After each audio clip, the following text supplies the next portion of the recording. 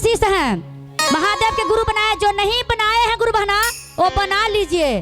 जीवन में कुछ है नहीं कुछ है, महादेव के एक बार तो बना के देखिए गुरु, और उनको से दया मांग के देखिए कितना दयालु है महादेव, कितना दया करते हैं और दया के सागर हैं। दया भरल भंडारी, भोले भंडारी हैं, भर देते हैं झोली।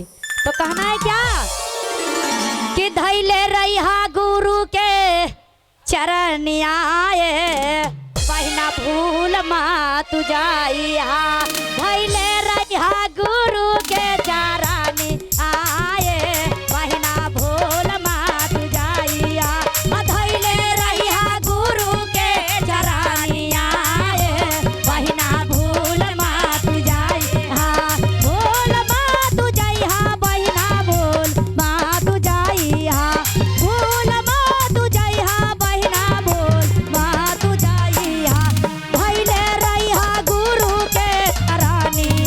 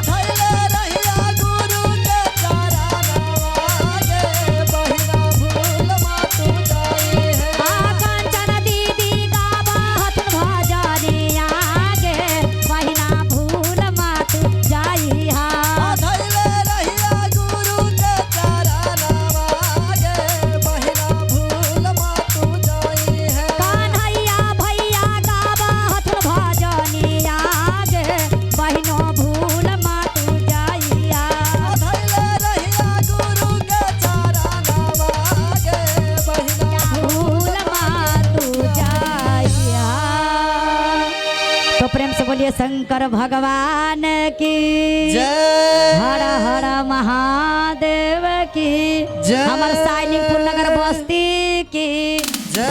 भैया दीदी की। क्या बात है दीदी, ऐसा ही रहना चाहिए।